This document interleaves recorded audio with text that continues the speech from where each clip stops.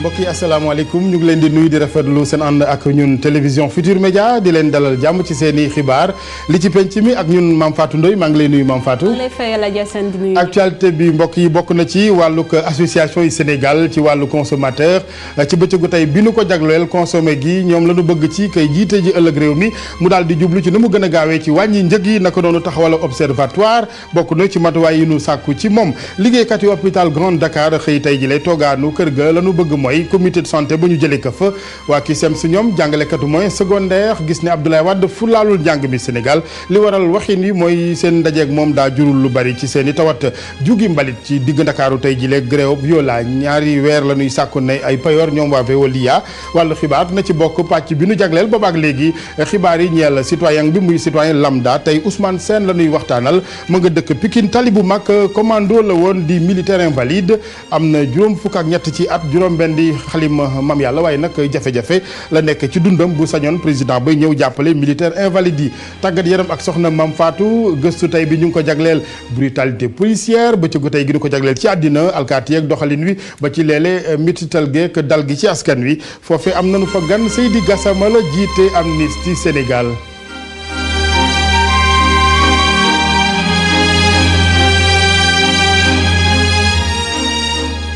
Fatou maa ngi lay nuyu. waaw maa ngi lay delloo fay Alaji Assane ñu dooree xibaar yeeg mbootaayu consommateurs yi bëgg ci président bay ñëw ak wàññite ni mu gën a gaawee ñeel njëg yi. gannaaw tey ba ñuy màggal journée bi nga xamante ni moom la ñu jagleel consommateurs yi kii di ENAC di association entente nationale donc consommateurs yi di ñaan ñu wàññi njëgu dund gi ba pare laaj tamit benn observatoire maanaam benn kuréel buy saytu seen wàllu jafe-jafe ci loolu la ñuy déglu nag kii di Amina Baro. di membre ENAC donc ci micro Maymouna Ndiaye ak Adama Gueye. bi dafa am lu mu yemool li mu yemool mooy diggante premier ak deuxième tour foofu la bis bi moom la bis bi yemool li ñuy sàkku si candidat yi mooy ñu dimbali waaye jëfandikoo yi si fànn yëpp si fànn faj mi ci prix produit yi njëgu ñu jëfandikoo ci luwaas bi ci dëkkuwaay yi ci dencukaay xaalis yi ñu gestu tamit waay laago yi ñu ngi sàkk ñu defal ñu code de la consommation ba pare ñu defal li ñuy naan observatoire ñu boole ñu ci defar benn observatoire national de la consommation yoo xam ne jëfandikoo yi dañ ko jagleel.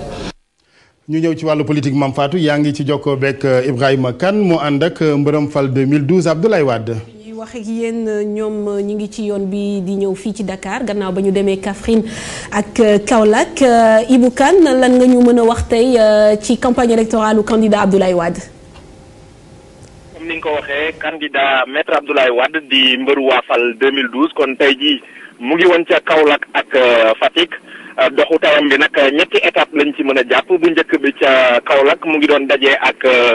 opérateur économique yi agriculteurs yi transporteurs yu Kaolack ak tamit ñi nga xam ne ñoom ñooy sinistré marché Kaolack bi lakkoon jamono yële ñu weesu 28 janvier la woon foofu nag ca Kaolack mu ngi leen doon jokkoog ñoom ca fi nga xam ne moom la ñuy wax chambre de commerce foofee nag ñii jot nañ ko wax seen i doléance yu ci mel ne réhabilitation marché Kaolack bi maanaam ñu defaraat marché bi ak tamit wàllu infrastructure ci yoon yi maanaam yenn yoon yoo xam ne daal dañoo bëgg ñu defaraat ko bu ci mel ne dingiraay jàpp dem ba Kër Ayib wala Kaolack dem ba Sokone li jëm soxal tamit wàllu mbay mi baykat yi ñoom it wax xamal nañ candidat maître Abdoulaye Wade ne ko bëgg nañ ñu yokk jiwu gi ak tamit engrais gi. loolee nag après maître Abdoulaye Wade àdduna tontu leen daal di leen xamal ne moom seen préoccupation du toog sax di xaar ñu ko koy wax ndaxte lu jëm ci wàllu réhabilitation marché bi nee na jot na cee waxtaan ak njiital gouvernement am di Souleymane Ndéné Ndiaye ba matuwaay yëpp jël nañ ko xam naa ci ab diir dinañ ko tàmbali ci lu jëm tamit ci wàllu infrastructure yi nee na moom kenn nattablewul taxawaay bi mu am ci wàllu yoon ak yoon yu mucc ayib yu ñu war a defar fii ci biir Sénégal ci loolu nag muy xam ne rek ne moom kon mandat bii muy ñaan li ci ëpp loolu moo tax mu koy ñaan ngir yeggali daal chantier yi nga xamante ne dooroon na ko fi ndax dafa jàpp ne rek moom bu fi jógee gisul kenn koo xam ne nii war na koo mën a yeggali ba mu jógee Kaolack tamit dem na tamit ba léegi ci Kaolack waaye ca gouvernance la daal di dem foofee nag mu ngi doon dajeek ak chef religieux yi nga xam ne ñoom nekk ci département bu Nioro lam ca jublu woon nag mooy sàkku ñaan ci ñoom ngir gagné ci deuxième tour bi waaye tamit sàkku ñaan ngir jàmm sax ci biir réew mi Mame Fatou Ndoye ba mu jógee foofu nag ci la doog a dem Fatick tamit doon na fa recevoir ay responsable politique foofu waaye ndaje yooyu nag ubbi luñ ko woon way taskati xibaar yi ba mu ca jógee nag après jot na am foofu bain de foule wax ak askan bi waaye tey jii maître Abdoulaye Wade li ñu gën a seetlu mooy aji gedd gi ca pàcc bu njëkk ba la ëpp lu muy waxal maanaam ñi nga xam ne pàcc bu njëkk ba voté wuñu woon maître Abdoulaye Wade mu ngi leen di ñaax 25 mars ñu dem sànni seen i xob te lii mu bëgg mooy ñu sànnil ko xob moom ñëpp xam nañ ne 34% la jotoon a am nee na nag ñooñe bu ñu ñëwee sànni seen xob ak tamit ñi nga xam ne ñoom ñoo koy jàppale jamono yu ñu toll amaana ne nag kon leer na ko ne deuxième tour bi mënu koo rëcc Mame Fatou Ndoye. jërëjëf Ibou Kane ñu fàttali ni yow yaay suñu ndaw bi topp Abdoulaye Wade ci deuxième pàccu campagne électorale bi Alaaji Sane. Mame Fatou dañuy des ak Abdoulaye Wade fii léegi ñuy jokkoo ak Dissa Préra ngir ànd ak Macky Sall Abdoulaye Wade ci ay yëngoom bokk na ci ndajeeg waa CUSEMS lu jëm ci njàng mi CUSEMS daal ba lu ci jógee amuñu mbégte ndax lanu ko wax ci gis-gis mooy fulaalul njàng mi. waaw ñoom nag seetlu nañ ni ñaari yoon ñi ngi dajeek njiitu réew mi waaye daal li ñu fay jëlee neexu leen ñoom nag ñu wax ni que Abdoulaye Wade fulaalul lii di situation bi am ci école yi ak donc risque d'année blanche yi nga xam ne boobu ba léegi ñu ngi koy wax ñu déglu ci Abdoulaye Ndoye moom moo féetewoo revendication CUSEMS ci micro Fatou Bintou Konté ak Madani Mariga. président de la République dalal na waa CUSEMS délégation ku ko jiite mooy suñu secrétaire général le camarade Mamadou Mbodj mu ngi ñu dalal barki démb maa ngi wax ni nag ci xaaju guddi la ñu dalal parce que minuit yi passé na te ñun waa CUSEMS toog nañu di xaar juróomi waxtu waaye jar na ko école bi jar na ko parents d'élèves yi jar nañ ko réew mi jar na ko parce que ñun ci réew mi la ñu bokk sosoo ci réew mi juddoo ci réew mi bokk ci réew mi doon ay patriotes ak ay militants bu ñu demee président de la République am na ay propositions yu ñu def ko ci bataaxal boo xam ne da ko jébbal ministère de l'économie et des finances mais ci biir bataaxal bi dafa am ay zone d'ombre mooy bataaxal bi leerul te ñun nag dañoo bëgg lu leer parce que ñun suñu plateforme bi dafa leer fu mu ne nii président dafa def ay propositions yi wax naa ko ci bataaxal bu ñu ko def leerul donc loolu dañ ko war a leeral parce que bataaxal bi dañ ko jébbal ministère de l'économie et des finances et c'est au ministère de l'économie et des finances foofu la ñuy toog waxtaanee weccoo xalaat waaye balaa ngay waxtaan ci looy waxtaan dafa war a leer dafa war a tegu ci ay base yu leer moo tax il faut loolu ñu indi mu leer. waa CUSEMS kon ak nanu gisee ak Abdoulaye Wade ba daal jëlewuñu fa mbégte jàpp ne dafa fulaalul njàng mi gannaaw Abdoulaye Wade ki mu séqal ñaareelu sumb bi Macky Sall moom ma nga ca Mbour ci meeting Mame Fatou ma bala ak Dissa Préra. waa Dissa mu ñuy toppal candidat Macky Sall comme ni nga ko waxee ñu nekk fële ca Mbour Dissa ñu ngi lay nuyu di la laaj ci yow tamit Macky Sall tey nan la taxawee ci wàllu campagne électorale bi.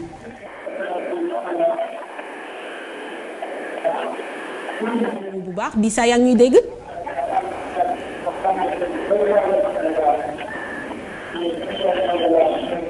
mu mel ni Alaaji Assane ligne bi taxu ko leer noonu donc Dissa Préra war a topp donc kii di Macky Sall fi ñuy waxee ki yéen ñu ngi fële ca Mbour di def ci dem ci benn meeting waaye démb fàttaliku ngeen amoon na ay violence yu amoon fële ci Saint-Louis waaye balaa ñu cee jëm ñu delluwaat Mbour ci Dissa Préra Dissa ñu bëggoon xam nan la Macky Sall taxawee tey. ma ni tey yow yaa ngi fële ca Mbour di topp candidat Macky Sall ñu bëggoon la laaj tey moom ay activité am nan la tëddee.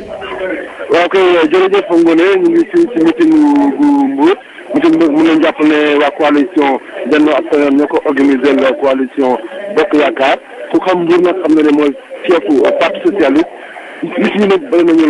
lool mais li ñu remarqué mooy li ci ëpp ay militants wu parti socialiste lañu tey ci ngoon bi. tey nag mën nañu wax ci place place Mamadou Diop lañ ko defee place Mamadou Diop mooy place bi nga xam ne moo nekk ci wetu hôtel de ville bu Mbour désormais ñu ngi ko tuddee place du martyr Mamadou Diop ndax booy fàttali Mamadou Diop mooy xale bi génn àdduna jamono yi passé fële ci place de l'Obélisque. Ousmane Tanor Dieng nag am na ak kàngam yëpp yi nga xam ne ñoo nekk parti socialiste muy Aïssata Tall Sall muy Khalifa Sall yëpp ñi nga xam ne ay kàngam lañu ci parti socialiste teew nañu ci meeting bi. mais mbir boo xam ne tamit mën nañ ko ràññee balaa ñu tàmbali def nañ benn une minute de silence jëmale ko ci à la mémoire de Mamadou Diop. waaye tamit am na yeneen kàngam yoo xam ne ñu ngi fi ñu nga xam ne waa UDP président nañ waa Louis jot na am si Sow si Sidibé mu ngi fi Juma Jaxate mu ngi fi Doudou Ndoye tamit mu ngi fi waa fekkee ma ci boole ba sax waa yenn maat teew nañu ci meeting bi suñu koy nag meeting bi mu ngi door tàmbali intervenant yi jóg ñu faral ci kanam bu ñu koy faral dinañ ci dellu ci xamal leen lépp lu fi am Ngoné Ngam. comme Dissa ñu ngi koy jaajëfal ni ñu leen ko waxee woon sànq démb amoon na ay violence yu amoon fële ca Saint-Louis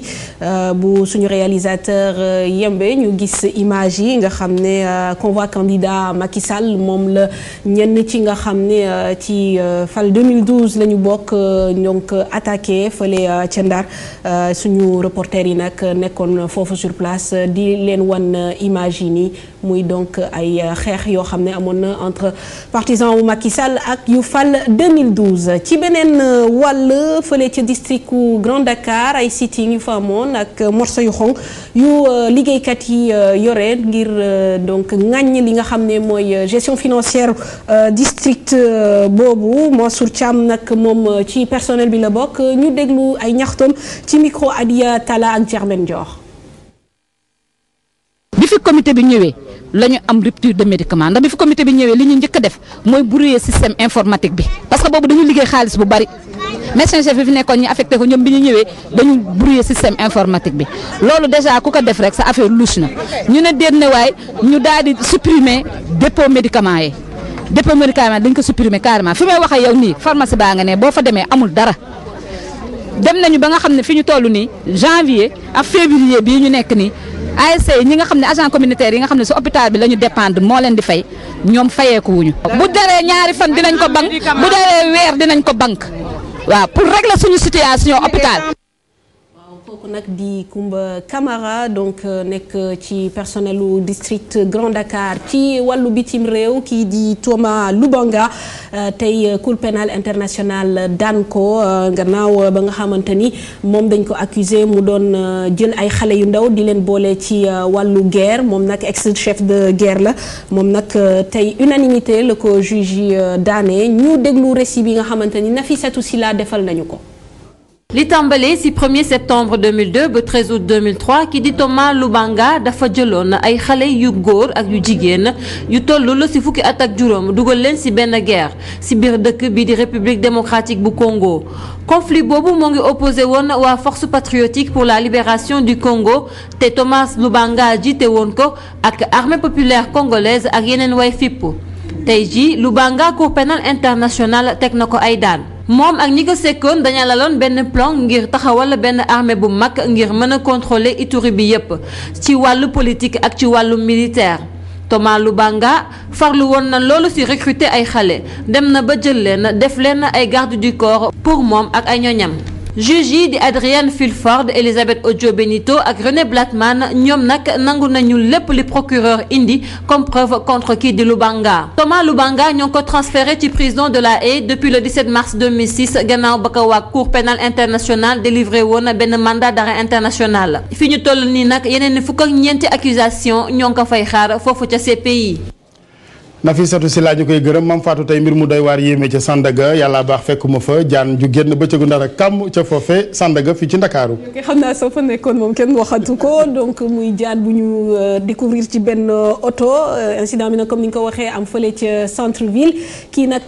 benn jigéen la moom fekkee na mbir yi ni mu demee ñu déglu donc seetlu ak témoignage am ñu déglu ko. borom oto bi tolloog sama place juste. ci la oto jaan ji nekk ci kaw seetu bi di roulé ci seetu bi di roulé ci seetu bi di roulé ci seetu bi nag ba ne jaan jaa ngi rek waa ji mel na ku départ ak jaan ji wadd après nag benn waay moo jël bale gi ma doon balee dóor ko ci kii bi ci jaan ji daal di dee. ñun li ñu jaaxal mooy borom oto bi lan moo tax jaan ji wat rek mu départ taxawul xaar ba xam moom moo indi jaan ji wala jaan ji dañ ko koo sànni wala moom moo def exprès bi parce que affaire bi affaire marché la moom taxawee ñëpp waroon na taxaw mu seetaan xam lan moo waral loolu mais ci otoom la génne ñëw ba fii mu sànni ko fi xamuñu moo ko def exprès xamuñu daal ñu xamuñu mën ñoo cee leeral leen moom nag moom dafa daal départ bàyyi ñu fekk jaan ji ñu rey jaan ji ñu fapp yóbbu loolu daal lañ ci xam.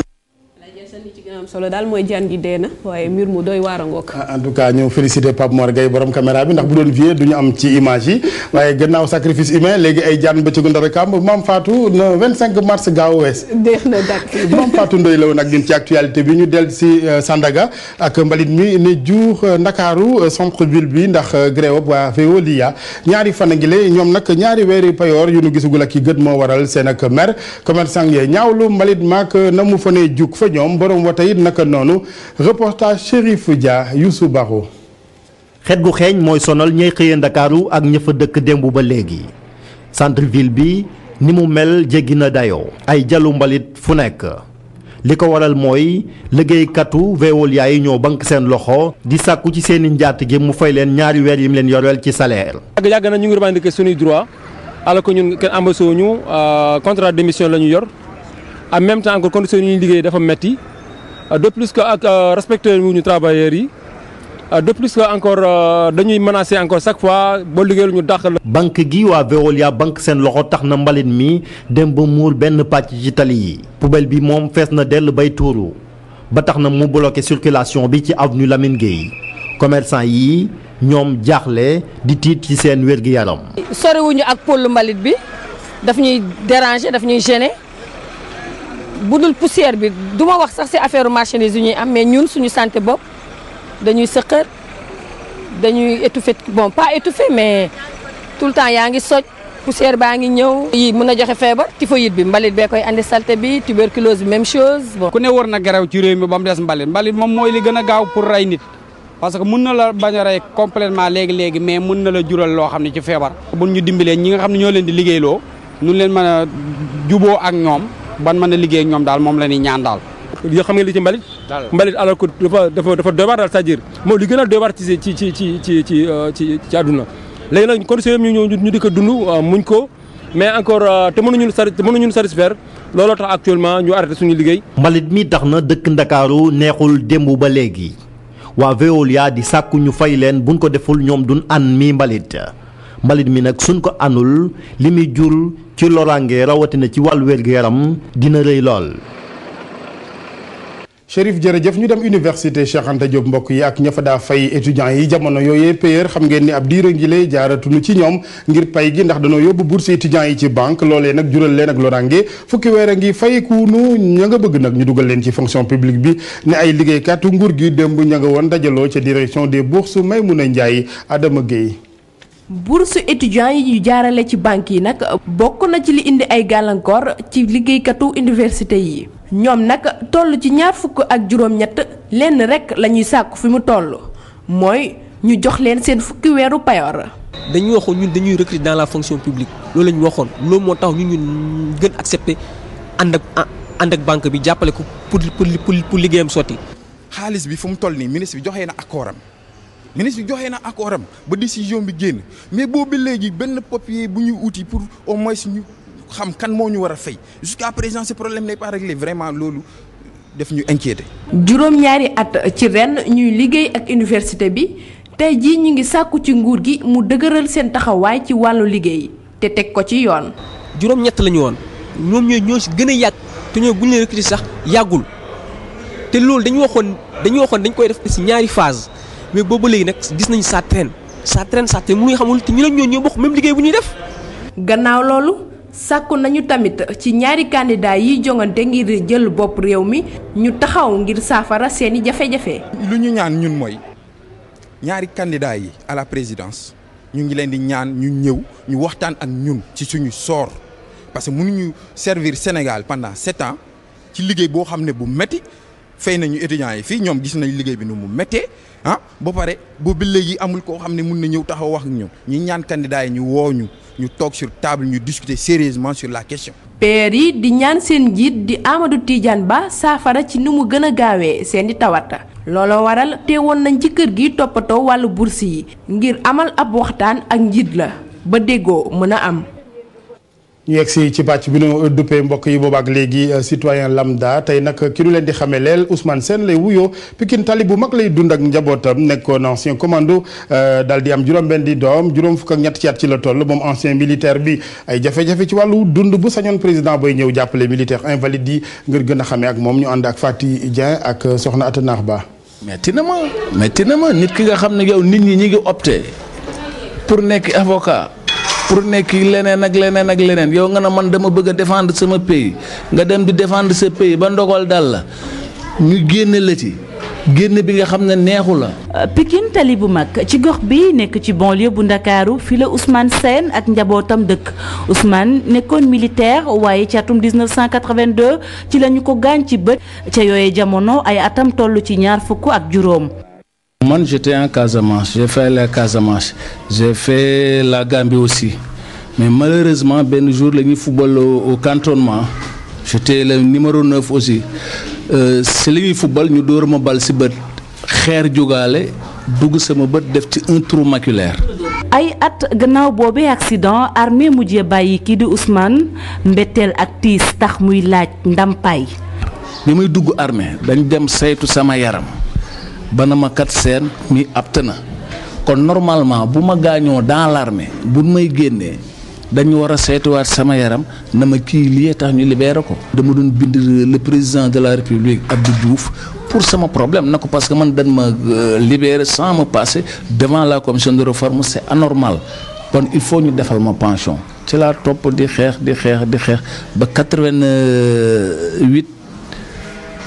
87 88 ci leen may door a jox pension. aw ma pension damay galérer chaque jour nag ma ciy def sama xel na ñi amel nan ma xaalis te appoon naa si lu nekk chaque jour damay galérer topp. tey jii Ousmane Sène tàyyiwul benn yoon jafe-jafe terewu ko di ñafe ngir dundal njabootam. man duma toog je fais du tout tey bu ma gisoon tey yow looy jaay sax dama koy jënd dem di ko jaayaat pour am ci dara pour yor sama famille noonu laay doxalee ba léegi damay dugg a génn j'ai tout fait après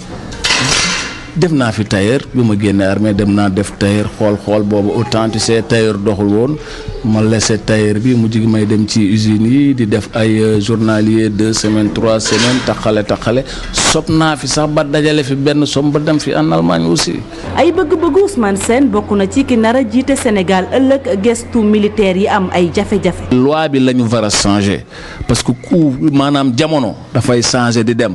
67 loi 67 42 bi ban koy taxawal boobu ay cula ceeb juróomi dërëm saako bi yeggul sax 5000 francs wala 6000 francs lay yem mais tey saako dem bàyyi 30 000 nga bàyyi benn loi bi nga xam ne depuis 67 mais loi bi dañ ko war a réviser waxuma la sax réviser mais dañ ko war a changer. tollu ci juróom fukki at ak ñett Ousmane Sène borom kër la bu am ñaari soxna ak juróom benn bant góorgóorlu bi day dang-dangi saa su ne ndax njaboot gi ko yàlla dénk bëggul ñu tumuranke.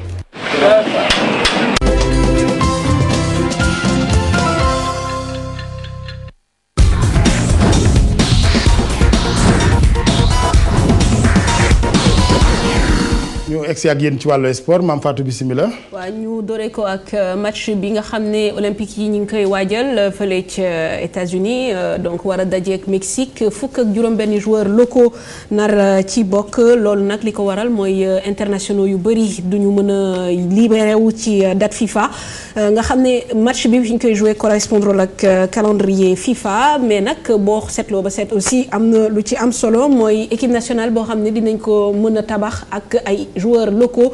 loolu mooy gis-gisu Badara Sarr ci match bi nga xam ne ñu ngi koy waajal ñu déglu ko ci micro Sayer Insa Diop. bi soo ko xoolee joueurs yi si bëri fii la ñu nekk mooy joueurs yu joué championnat bi fii. loolu daf ñu war a fexe ñuy fàggandiku quoi ba nga xam ne chaque fois dinañu équipe boo xamante ni base bi day nekk local. base bi di jóge fii permettre leen ñoom ñuy jouer lu bëri di bokk di jouer ndoo di moom la ñuy waxee am vécu. dafay yëkkati aussi suñu niveau football parce que date bi déjà du date FIFA moo tax mënuñu jot suñu professionnel yëpp. ak du nekk match bu yomb match bu métti lay doon te stade bi soo defoon naa dina fees dell donc wan leen loolu aussi day tax ñu tàggat seen bopp si ay compétition donc loolu vraiment match bu am solo la boo xamante ni daal Sénégal dina si gagné lu bëri. xale yi dinañ si am expérience bu bëri bu ñuy acquérir incha allah. match amical boobu nag ñuy koy fàttali le 17 mars maanaam samedi le Sénégal war a dajeek Mexique. ci beneen wàll ci football waaye ba tey ci Europe Ligue des champions ñu xam ñaari équipe yi nga xam ne mujj nañ qualifié pour dem ca wàllu quart de finale yi maanaam Chelsea gannaaw bu mu amee match bu neex bu mu am ak waa Naples beneen côté bi Real de Madrid nga xam ne moom sonnul torop ngir génne CSKA Moscou. Aziz Ndiaye moo ñu dellu si ci ñaari match huitième de finale Ligue des champions yooyu. Real de Madrid ak Chelsea ñaari équipe yu ñu ràññee ci Ligue des champions bi wane waat nañu seen bopp démb ci huitième de finale yi ñoom ñaar ñëpp mujjee nañu bokk ci ñi dem ci quart de finale yi ñoom sax dem nañu fekk ji Barcelone, Benfica, Apoel Nicosie, Bayern Munich, Milan AC ak Marseille. ñoom ñii di gone José Mourinho amuñu ay jafe-jafe ngir dóor CSKA Moscou ci 4-1 nam ñii di Russes yi sax def nañu seen kéemtulaay kàttan ci xaaj bu njëkk jogante yi waaye ñii di waa Real bàyyiwuñu seen bopp kii di Cristiano Ronaldo mayul waa Russes yi dara dugal na sax ñaari but. waa Chelsea ñoom it match bu am solo lañu def ci kanam waa Naples bu fekkee ni sax yombul woon ci ñoom am nañu ndam 4 bal lañu dugal kii di waa Naples moom benn rek la dugal. bu ñu seetloo sax ndorteelu match bile ñoom ñi nga xam ni ñooy napolitain yi ñoom la ñu mëne woon wante terewul ba tey ca moment match boobu à la 55e minute ñoom ñoo qualifié woon waaye ba ñu demee ba ci 75e minute kii nga xam ni mooy Frank Lampard moom moo tax waa Chelsea am ab penalty ba leen yóbbu ci prolongation yi moom di prolongation ba nga xam ni kii di Ivanovic moo dugal but bu qualifié équipe am. tirage quart de finale yi ak demi-finale yi àjjuma lañ ko fas yéene amal ci siège UEFA ca Lyon en France nanu jàpp ni quart de finale yi ñoo ngi ko fas yéene amal le 27 et le 28 mars. Aziz Ndiaye ñu koy jaajëfal li nag di peut-être nouvelle bu naqari pour kii di Eric Abidal international français gannaaw ba ñu xamee ni daaw dafa amoon ay jafe-jafe ci wàllu wér-gu-yaramam ba amoon li ñu naan cancer foie léegi nag dañu xamle ni que dañ ko war a defal transplantation maanaam indil ko beneen organe bu bees Alaaji Assane soo ma ci mënee gindi transplantation ni ñu koy waxee ci wolof waaye daal ñu ngi koy waajal tey nag moom international français bi wax na ko ay coéquipier am ba mu ko yëgalee tamit wax nañ ko si coéquipier mi jàppale nañ ko ne ko bon li ñuy wax wér-gu-yaram tamit moo jiitu loo gis muy wàllu football mais boo moyul tamit lii dina tax peut-être du participer ci Euro 2012 nga xam ne France da ci war a jongante. muy kon ak cat rek ni nga ko waxee ci carrière am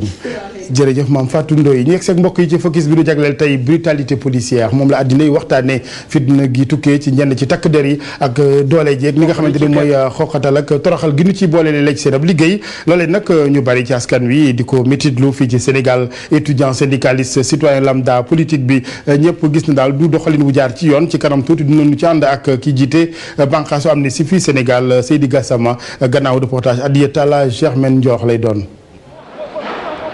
ay liif ak ay grenade lacrymogène bokk na ci xeetu ngànnaay yi takk der yi di jëfandikoo ngir fitnaal askan wi wala tasaare ñi fippu wala di ñaxtu. ñun ñu nga xam ne tey ay ndongo daara lañ ñu nekk fii ci université lu nga xam ne tey loolu la ñuy wax violence policière lu ñuy dund la chaque fois buñ génnee di naqarlu lu nga xam ne tey moom la ñuy dund policiers yi dañuy toroxal dañuy traité comme si nekkuñu ay doomu aadama nekkuñu ay nit ñu nga xam ne dañ fi nekk pour jàng dañ fi nekk pour dëkk bi. réew dafa war am porte de police parce que loolu mooy tax délinquants yi ragal lu ñuy def mais aussi manifestation yu mel ni nga manifestation yu pacifique la dañu war di ko aar di ko encadrer buñ ko defulee ay jafe-jafe rek la indi ba tax na ñun ñu koy condamné. yenn fitnaal gi dina dem léeg-léeg bay jéggi dayoo. 2006 février 2006 li ñu fi fàttaliku métti woon na trop policiers yi duggoon nañ ci néeg yi yàq néeg étudiants yi damm fi ay nit gaañ fi ay nit te dara fekku leen ci donc foog naa ne Sénégal daal policiers yi nga xam ne ñoo fi waroon nekk pour aar kaaraange étudiants yi surtout jeunes yi nga xam ne suba gannaaw suba ñoo fi nar a nekk ay responsable au lieu ñu aar seen sécurité aaruñ ko fii lañ nekk di leen di toroxal di leen di xoqatal daal policiers yi daal dëgg-dëgg gis nañ ne seen liggéey moo naroon nekk aar kaaraange nit ñi mais daal étudiants yi dëgg-dëgg sentiruñ ci loolu dañuy subir rek seen violence. xam ne jot nañ cee jànkoonteeg ay policiers ci ay manifestations ay sitting ay marches ñooñu sax waxatuma leen parce que y en a tellement mais surtout li may wax mooy ñi nga xam ne ñàkk nañ ci seen i bakkan ñi nga xamante ne manifestation am na marche am na sitting am na ñu manifester ci ni leen ko constitution bi mayee mu doon ab droit ñu génn ci mbedd bi di ñaxtu policiers yi jàpp leen yóbbu leen ci kaso yi duma leen am na ci ñeneen ñoo xam ne dañ leen ci sax far faat donc foog naa ne la jeunesse de l'opposition jeunesse su Sénégal depuis 2000 ba tey génnul mësul jóg di jànkonteeg ak violence policière boobu. askan wi rawatina syndicaliste yi ñi ci bëri ñoo ngi ñaawlu parparloo bi ci biir intervention takk der yi. manifestation opposition rek la ñuy réprimer de façon violente am na ñoo xam ne ñu fii ñu ngi yore jaasi yore ay gourdin di jënd ay gannaay di ko yore di tirer ay pistolet barke dem parcelle am na ñuy tirer ay pistolet kenn waxu leen dara Mali Noël Seck fii Saint-Louis dañ jàpp oto bi ñu ne dafa am kii ñu jàpp ko donc dama yaakaar ne réew mi loolu mënul dem mënuñu parparloo bi dafa ëpp. ñàkk xereñ yenn takk der yi ak yàkkamti bi ñu yàkkamti léeg-léeg ngir wane seeni doole bëri na ñu koy ŋàññ. tey li ñu gis aussi mooy maanaam ñi ñu envoyé ci terrain bi parfois du ay alkaati yu aguerri maanaam ay xale la ñuy envoyé bu à premier coup bu affaire yi tàngee ñu daal di perdre sang-froid di dóor bal di tirer et cetera donc ñu yaakaar ne loolu il faut ñu wax ci. jàppante askan wi ak takk der yi fitnaal gi ak impunité bi jéggi na dayoo ci fukki at yi ñu wees ndax jotul walla mu jàmp ñu ñaax takk der yi ci li leen war muy aar kaaraange nit ñi ak seeni moomeel. Adiya Talla ñu koy gërëm yegg si mbokk yi ak sunu gan Seydi Gassama jiite bànqaasu Amnesty fii Sénégal sëñ bi Gassama ñu ngi lay nuyu. maa ngi lay nuyu. ñu njëkkee laaj bi jëm ci police beeg ban jugement nga koy defal ci bëccëgu tey gi du jagleel brutalité policière yow ban jugement ngay defal police bu Sénégal. waaw xam nga élément bi daf ko wane rek wane na ni que brutalité policière lu sax la ci biir Sénégal lu law la ci biir Sénégal surtout ci fukki at yu mujj yi te loolu yàgg na di koy ñaawlu. parce que lu jaaduwul la métier police métier bu noble la su dee police bi mu ngi koy def ni ko yoon santé te yoonu Sénégal ak yoonu international dafa leer policier am na droit jëfandiku violence maanaam doole pour aar boppam aar nit ñi ak tamit arrêté ki nga xam ne su ko bàyyee dina lor société bi loolu yoon may na ko mu utiliser violence waaye violence boobu dafa war a méngoo ak menace bi nga xam ne moom la jànkonteel waaye li gis ci biir réew mi mooy police yooyu saa yu génn ci biir mbedd mi rek maanaam dañuy yekkamti rek affronté wu ak manifestants yi yenn saa yi soo seete bu baax di nga gis alkaati yi taxaw di saagante ak manifestation yi di yenn saa yi di provoquer sa manifestation yi uniquement pour que ñu sànni leen ay xeer pour ñu mën leen a charger loolu gis nañu tamit alkaati yoo xam ne dañuy jàpp nit maîtriser ko amatul xeer amatul dara ñu koy dóor ay dóor yoo xam ne ay dóor yu ñaaw la loolu teguñu ko fenn ndax yoon santu leen ko. ban explication nga koy jox manque de ñàkkum formation la ak tayef la lan la. waaw ñaar yëpp bokk nañ ci mun nañu wax que ñàkk formation bokk nañ ci ndax xam nga métier alkaati ak métier maintien de l'ordre métier bu sérieux la boo xam ne dañ ko war a jàng malheureusement seet nañu ni que ci at yi passé police am na ñu waay auxiliaire mooy ñoo xam ne l'armée moo leen recruter ñu dem Bango def fa ñetti weer ñu jël leen yóbbu ñëw ci police yóbbu ñëw ci gendarmerie te soo seetee waa ci biir GMI auxiliaire dañ fa bëri ndax soo seetee déjà balagaay ki ko buumoon auxiliaire de police la woon. soo seetee tamit. ki ko boobu wala ki ñu ko ji ñoon de toutes les façons ay avocats ñoom jàppoon nañu ne du moom. waaw jàppoon nañu du moom man sa xale boobu jaar na sama bureau waat na ci alxuraan ne. deful loolu. deful loolu moo tax ma ne dañ ko jiiñ. waaw soo seetee tamit Fodé Ndiaye mi nga xam ne bakkanam rot na Colobane. ak ñeneen ñaar alkaati yi nga xam ne dañoo toppoon xale yi ba ci biir Colobane ba daw dugg ci biir benn kër. c'était des auxiliaires yooyu amuñu formation bu mot pour ñu mën a def maintien de l'ordre malheureusement nguur gi mu ngi leen di jël leen dugal ci biir rek te société ba au-delà de auxiliaires yi GMI ci seen boppam ak yelleef doomu aadama xamuñu ci dara policiers yi nekk ci commissariat yi ñoom am nañu formation ci wàllu ak yelleef doomu aadama waaye police anti émeute maanaam béret rouge yi ñi nga xam ne ñoom ñoo dem ci tali yi amuñu ci benn formation loolu nguur gi moo waroon def benn effort pour former leen waaye defuñu ko benn wàll bi mooy impunité depuis 2000 ñaata nit ñoo fi dee mën nañu lim pratiquement 30 léegi kenn ci policier yoon musu ko teg loxo atte ko ba ñu punir ko soo seete bu baax kaw Kambela Kara mooy cas boo xam ne mujj nañu ko atte waaye sursis lañ jox naka nga mën exercer genre violence boobu ba pare ñu lay def ay peine avec sursis. loolu vraiment ñu ngi koy ñaawlu te dañoo gëm ni justice deful foofu liggéey bi nga xam ne moom la war a def. laaj bu mujj bi mooy amul possibilité espace d'échange ba ci konte diggante ñoom alkaati yi ak civil yi maanaam jaare ci association yu mel ni seen yos. waaw xam nga am na dëkk yoo xam ne société dëkk comme États-Unis foofu am na violence policière waaye am na état yoo xam ne dañoo créer commission paritaire mi nga xam ne am na ay kilifa police ak ay civil pour maanaam di recevoir ay kalaame. fexe ba kalaame toujours mu bañ di dem ci tribunal waaye yenn saa yi ñu mun ko régler. loolu police Sénégal war na mun a taxawal genre kuréel yooyu ci dëkk bu nekk. citoyen bi su amee loo xam ne daf koy naxarlu ci comportement police mu mun fa dem kalaame. day fekke nag foofu mu bañ fa nekk ay policier rek mu am ay policier ak ay civil. pour ñu mun di seetlu plainte yooyu voilà ñu bañ toujours di yóbbu contentieux yi ci kanamu justice ndax justice tamit saa yu surchargé rek dootul mun a toppatoo dossier mu waree. dañ koy ba mooy waral dossier sans suite yu bëri yi. voilà yu sans suite yu bëri li loolu sax parce que crime moom su amee rek wala délit justice war na def liggéeyam. waaw waaye sans suite yi ak procédure yi ñuy bàyyi muy traîner muy yàgg loolu yëpp mun naa wax manque de volonté la ndax policier bi su defee ay ñaawteef ñuy laaj beneen policier pour mu enquêter ci moom xam nga enquête bi du sori wala ñu laaj benn gendarme pour enquêter ci ay gendarme wala gendarme ci policier ñoom yëpp dañoo am solidarité seen biir waaw du gendarme du enquête mukk ci beneen gendarme ba mu chargé ko tuumal ko am na sax ay cas yoo xam ne ay exception la mais dans la plupart des cas enquête yi day traîner te du mujj fenn waaw du mujj fenn moo tax en général ci dëkk yi nga xam ne yoon dafa am doole ay commission d'enquête indépendante la ñuy def yoo xam ne du doon alkaati yi enquête contre yeneen alkaati yi wala gendarme contre yeneen enquête waaye ay commission bu indépendante moom la ñuy taxawal mu enquête leeral mbir mi Nations Unies sax loolu la recommandé ay commission d'enquête indépendante. merci Seydi Gassama ñu ngi lay gërëm la jox daje 20h ci français bi. maa ngi lay gërëm jërëjëf mu nekkoon mbokk yi ak ñun Seydi Gassama jiite bànqaas Amnesty ci Sénégal mu nekkoon li ci penc mi télévision Futurs Médias ñu ngi leen di gërëm mbokk yi di leen ñaanal panaanu jàmm 20h Khalifa Ababacar Diakhaté.